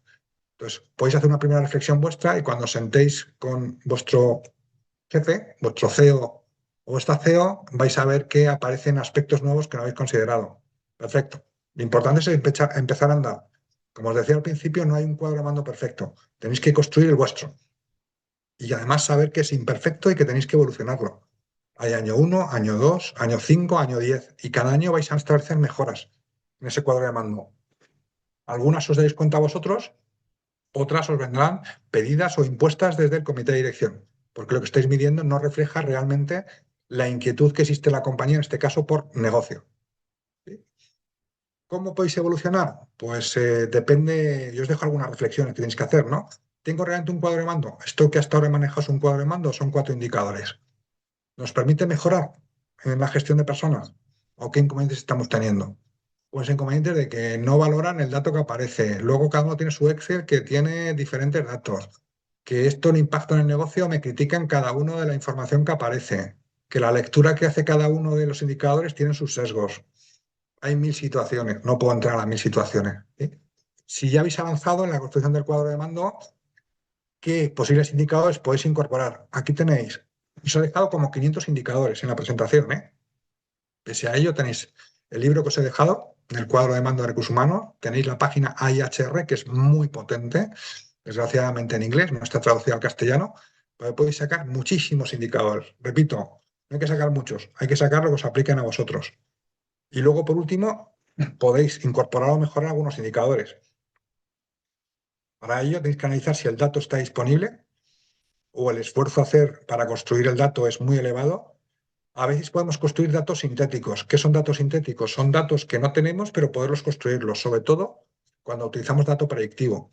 Por ejemplo, yo puedo tener un dato anual, 2017, 18, 19, pero tengo una serie de datos muy corta para sacar conclusiones. Lo que puedo hacer es construirlo mensualmente. No tengo el dato, pero puedo utilizar técnicas estadísticas para construir datos sintéticos. O un dato sintético puede ser la suma de dos datos o de dos indicadores o la división de dos indicadores.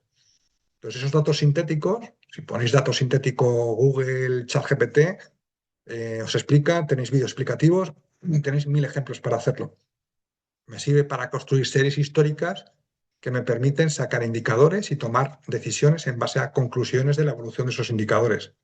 Y si no existe, pues evidentemente, ¿qué medidas hay que tomar para crear el dato y explotarlo de aquí en adelante? Yo os dejo más trabajo a vosotros que el que probablemente venís en la cabeza con preguntas del seminario. ¿Alguna lección aprendida?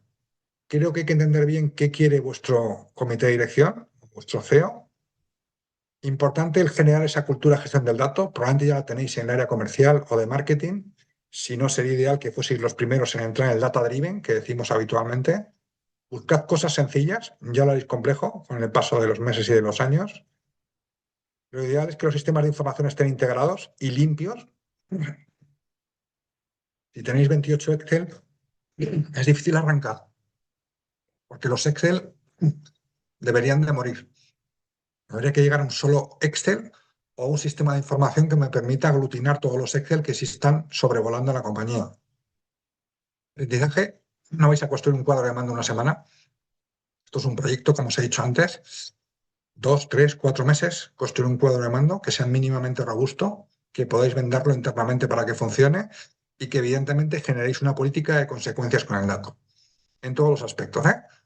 Al final, si me lo invento, recursos humanos, si el desempeño es una variable crítica, la retribución debería estar en función del desempeño. Me lo llevo a cuadro de mando. Si estos son los indicadores y no están funcionando, debería haber una consecuencia con la gestión de ese dato. Y si están funcionando bien, debería haber una consecuencia. Por lo tanto, que establezcáis una política de consecuencias con el dato dentro del área de gestión de personas. Ok, no he parado de hablar. Como veis, tengo la voz cascada. Si queréis, sigo con lo que tenemos previsto para hoy y luego abrimos un turno de 10 minutos, 15 minutos de preguntas al final del seminario, que quedan 40 minutillos. Experiencia empleado, employee experience. Lo veréis como EE también en muchos sitios. Nos hemos seguido el concepto de experiencia cliente, el customer experience que decimos en inglés. Al final, ese grado de satisfacción que tiene el cliente con la compañía, con el producto que está comprando. Nos lo preguntan todas las empresas ahora. Si voláis en Iberia os sale la encuesta, si compráis en Decathlon os sale la encuesta. Y al final es un ratio entre 1 y 10, donde nos piden que valoremos cómo satisfechos estamos con el producto que hemos comprado o el servicio que hemos recibido. Exactamente igual con el concepto de experiencia de empleado. Al final medimos cómo es trabajar en esta compañía. Todo eso es un proceso. Ese proceso generalmente lo pintamos como tenéis aquí, que es circular. Desde que una persona conoce la compañía y ha oído hablar de nosotros en Internet, en un foro de empleo o en la Cámara de Comercio, hasta que le llamamos para un proceso de selección y medimos lo que se llama la experiencia candidato, cómo te han tratado, te hemos dado información, te mantenemos informado, etcétera. Desde que te conviertes en empleado hasta que te desvinculas, bien porque te vas de la compañía, bien porque te echamos, bien porque tienes una excedencia o bien porque te mueres, son los 4 momentos de salida. ¿Cómo es tu experiencia como empleado de la compañía? De hecho, las compañías lo que hacemos es crear nuestra propuesta de valor para que te quieras quedar con nosotros. Y montamos todos nuestros procesos de gestión de personas para mejorar tu experiencia como empleado. ¿Vale? Os he dejado aquí varios links para que podáis profundizar en el concepto, cómo medirlo, etcétera. ¿Qué tipo de cosas nos preocupan? O analizamos en la experiencia empleado. Pintamos lo que es el journey, el viaje del empleado, desde que nos conoce hasta que se va. Puede ser el journey diario, que es lo que hace un empleado cuando trabaja con nosotros. Llega a la oficina, se pone su taza de café, se sienta, lee su journey habitual, ¿vale? Y nos hacemos estas reflexiones que tenéis ahí. Son un conjunto de 12 preguntas. ¿Cómo son nuestros empleados? No son iguales los empleados de Telefónica que los de Embutido Rodríguez que los de la Cámara de Comercio de Zaragoza. El perfilado de empleados son más hombres, más mujeres, más mayores, más jóvenes. ¿Qué inquietudes tienen? ¿Es gente que quiere cambiar de compañía? ¿Gente que quiere quedarse? ¿Cómo son? ¿Qué viven en nuestra compañía? Esto hay que sacarlo con datos, ¿eh? No son sensaciones. ¿Qué les gustaría vivir en nuestra compañía? ¿Somos capaces de ofrecerles esa experiencia que quieren vivir? ¿Qué puede hacer la organización por ellos para romper esa brecha entre lo que viven y lo que les desea experimentar? A veces sí que aceptar. Como organización no somos capaces de ofrecer lo que nuestros empleados quieren. Lo lógico es que se vayan. Perfecto, pues admítelo. Y cuenta con un 50% de rotación. No puedes hacer más por tu cultura, por lo que quiera que sea, ¿eh? O, por ejemplo, quieres tener empleados de determinado tipo, pero no puedes pagar lo que cuestan esos empleados. Pues admite que no vas a tener empleados de cierto tipo, pero tienes que analizarlo. ¿Qué frenos y palancas supone la cultura actual que tenemos en la compañía? ¿Qué debo hacer con esa cultura para evolucionarlo y poderla adaptar a lo que me piden los empleados? ¿Cuáles son los momentos clave de interrelación del empleado con la compañía? El viaje del empleado que os decía, pues, por ejemplo, hay momentos claves cuando le pago la nómina, todos los meses. Ahí no puede haber errores, ¿vale? Porque la gente lo hará mucho más. La evaluación es empeño. ¿Cómo es la conversación que tiene el jefe con el colaborador? Porque si no le dice ciertas cosas y de alguna manera, no es una conversación de valor. Es más, lo puedes motivar. ¿Cómo son los incrementos salariales? ¿Cómo es el pago del variable? ¿Cómo es el desarrollo profesional que tiene? Todos esos key points, puntos clave que tiene de interacción el empleado con la empresa. ¿Cómo son esos momentos? ¿Funcionan? ¿No funcionan? ¿Funcionan igual para la gente de marketing, los de recursos humanos, los de operaciones? ¿Funciona igual en función del jefe que tenga cada persona? Es decir, es analizar cómo son esos momentos de interacción. ¿Quiénes pueden ayudarme a impulsar ese cambio a la compañía? Los sponsors que llamamos. ¿Qué políticas puedo implementar para mejorar esa experiencia cliente? ¿Cómo comunico y evolucionar este modelo? ¿Sí? Todas estas preguntas. Esto no penséis que es conocimiento de la NASA, ¿eh? Si entráis en ChatGPT o cualquier herramienta, ¿vale? Y preguntáis cómo mejor experiencia de empleado, tenéis un elenco de preguntas, tenéis cómo preguntarlo, cada cuánto preguntarlo. Hoy en día casi toda la información está en la red. Otra cosa es a lo mejor la estructura o el valor de la información que encontréis en la red, pero tenéis. De hecho, si queréis más de esto, atacadme y os comparto, ¿vale? Nos permite construir un modelo. Un modelo tiene este aspecto. Al final tenemos una primera fase de definir cómo vive el empleado, qué experiencia es la que quiere ser. Fijaos que son las preguntas de anteriores reflejadas en forma de fases, por decirlo de algún modo. Yo defino cómo es mi modelo racional y mi propuesta de valor, cómo quiero que sea el empleado y qué voy a hacer para conseguirlo. Pinto ese viaje del empleado, lo pinto gráficamente, ¿eh? El viaje, los puntos de interacción, donde son puntos de dolor, los pain points que se dice en inglés y aquellos puntos que son de satisfacción del empleado. Implanto el modelo y mido. Y esto lo dejo corriendo todos los años y año a año mido. ¿Cómo mido? Generalmente lo mido con el NPS, que os decía antes, el Net Promoter Score de recursos humanos que llamamos. El Net Promoter Score supone responder a la pregunta ¿con qué probabilidad recomendarías esta empresa a un conocido o familiar como un buen sitio para trabajar? 9 y 10 se considera una respuesta positiva, se llaman promotores. De 1 a 6 se consideran respuestas negativas, detractores. Y generalmente el 7 y 8 lo consideramos neutrales. A veces el NPS es negativo, ¿eh? Imaginaos que tenéis 100 empleados y hay 15 que dicen 9 y 10 y tenéis 85 que dicen que son detractores. El NPS es negativo. Lo importante no es tanto el punto de arranque, lo importante es la evolución. ¿Cómo es el año 1, el año 2, el año 3, el año 4? No esperamos generalmente un año para medir el NPS, lo hacemos mensualmente, trimestralmente. Yo no puedo esperar un año para saber, como os decía, el clima laboral, si está mejor o está peor. Y no puedo basarme únicamente en sensaciones. De hecho, la gente que sube a criticar a dirección es gente que está cabreada. La gente que está satisfecha no suele subir a dirección a decirlo. Entonces, si yo no lo mido periódicamente, probablemente la sensación que tengo es que el clima está fatal y que está hecho una mierda.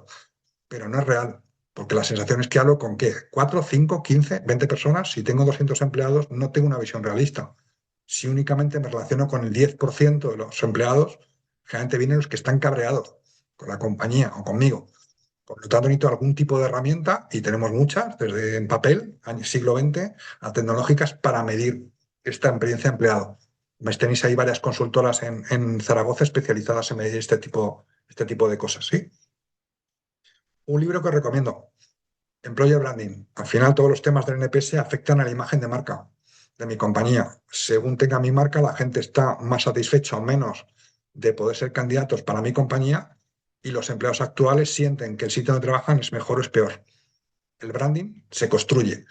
El branding al final es cómo somos percibidos tanto a nivel interno con nuestros empleados como a nivel externo como un sitio atractivo para trabajar. De hecho, tenemos hasta sellos, el Best Place to Work, que probablemente conocéis. En España somos también del EFR, Empresa Familiarmente Responsable, que lo da la Fundación Más Familia. Al final son diferentes maneras de medir, con indicadores que construimos para medirlo periódicamente y que nos sirven para mejorar nuestro branding dentro del mercado local, nacional o internacional que estemos construyendo. Evidentemente, probablemente en Zaragoza os preocupará mucho más el mercado local, regional de Aragón, pero una compañía como, me lo invento, Coca-Cola, le preocupa el mercado nacional y el mercado internacional, porque los candidatos que vienen son de diferentes sitios del planeta.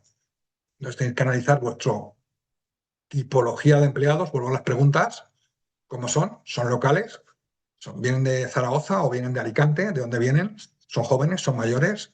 ¿Es gente tecnológica? ¿No es gente tecnológica? Y a partir de ahí definir vuestra propuesta de valor para mejorar la experiencia de empleado. ¿Sí? Este índice es el que más utilizamos en estos momentos dentro de las áreas de recursos humanos. Y hay que utilizarlo periódicamente. De hecho, lo utilizamos y es muy potente, por ejemplo, en Telefónica, que conocéis todos como organización, el 15% de la retribución variable de los directivos depende del NPS empleado. El otro 15% de la retribución variable depende del NPS cliente.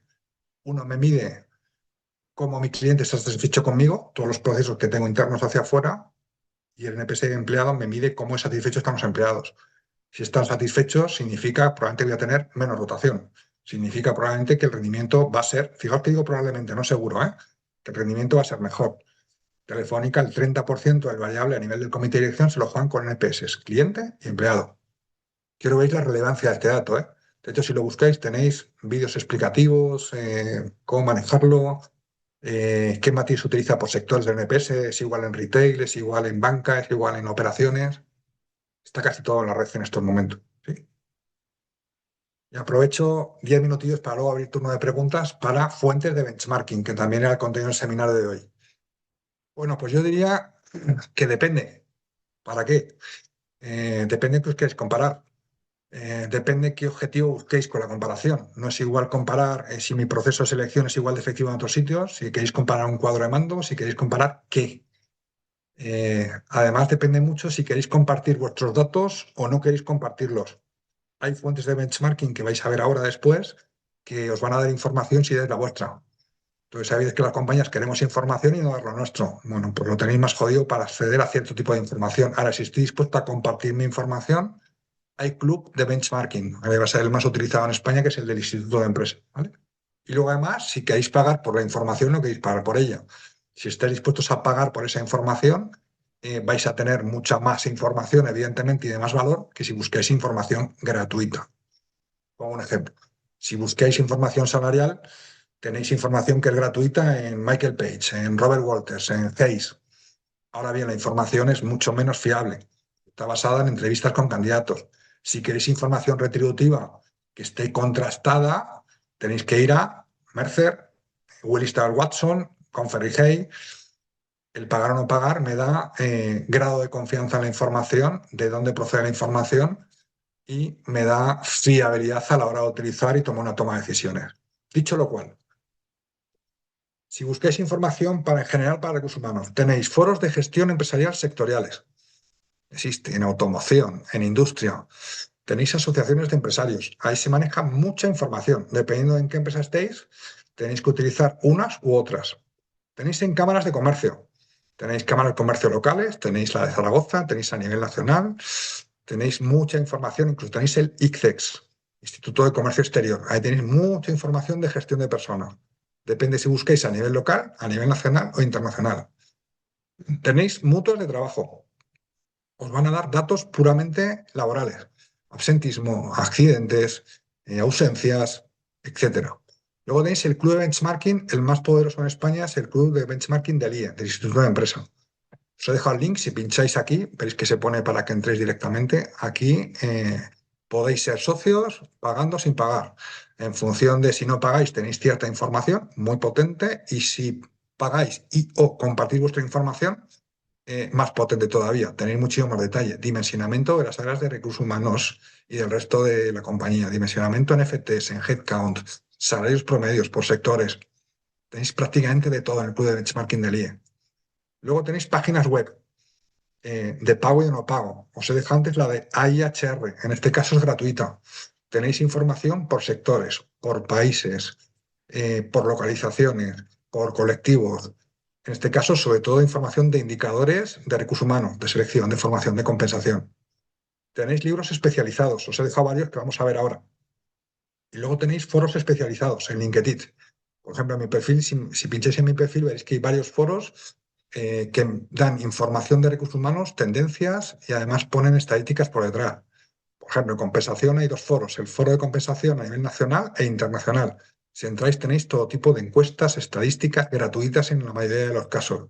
Entonces, es la amalgama donde podéis buscar de sitios es enorme. Tenéis que decir qué queréis buscar, para qué queréis buscar, como os decía antes, si queréis compartir o no vuestra información de vuestra compañía. Hay compañías que son más recelosas de compartir información y otras que por cultura son más proclives. Y además si estáis dispuestos a pagar o no. Pero sitios donde miráis, muchísimos. Luego además tenéis consultoras. Depende de lo que queréis buscar. Las consultoras, depende del tipo de consultora, tiene información también de mercado, sectorial, no sectorial, etcétera. Es decir, tenéis muchísimos sitios donde mirar. Libros. Este del cuadro de mando, en el caso de indicadores de recursos humanos, es muy potente. Tenéis miles de indicadores. No os va a decir cuáles utilizar, os va a decir el elenco a elegir de los miles de indicadores. Os va a dar pautas. OKRs. Si entráis en el link, vais a poder ver metodología, dónde buscar, cómo se definen los hitos o milestones, que decimos en inglés, cómo definirlos, cuantitativos, cualitativos, etcétera. La página web AIHR. Si queréis meteros en temas de analítica predictiva, y os invito a ello y creo que claramente es el futuro. De hecho, he cambiado el perfil de las personas que trabajan en el área de recursos humanos hacia la gestión del dato. Tenéis el tercer libro en castellano, H Analytics, de un buen amigo, David Aguado, el único que vais a encontrar en castellano en España. De esto todavía nos falta bibliografía en castellano. Es para no iniciados, gente que gestiona dato descriptivo y se quiere meter en el dato predictivo. Si ya tenéis algunos desarrollos en tema predictivo, os recomiendo los dos de la izquierda. Afortunado, desgraciadamente, en inglés. Predictive HR Analytics y People Analytics. Y si ya tenéis desarrollos, casos de uso que decimos técnicamente en el área de analítica, tenéis el de la derecha, Excellence in People Analytics. Muy potente, el de la derecha del todo. Los tenéis en formato libro, algunos están en audiolibro. Al final, hoy en día, la información no está en la red. Lo que hay que saber es qué busco y para qué lo busco. Os he dejado indicadores también aquí. Como os he dicho, os he dejado muchísimos indicadores. Lo más crítico de hoy yo creo que no son los indicadores, es que entendáis la importancia del cuadro de mando, los pasos a dar para construirlo y la relevancia de construir un cuadro de mando no para los humanos, sino para la dirección general basado en información de personas. ¿Sí? Y aquí tenéis otros 200 indicadores.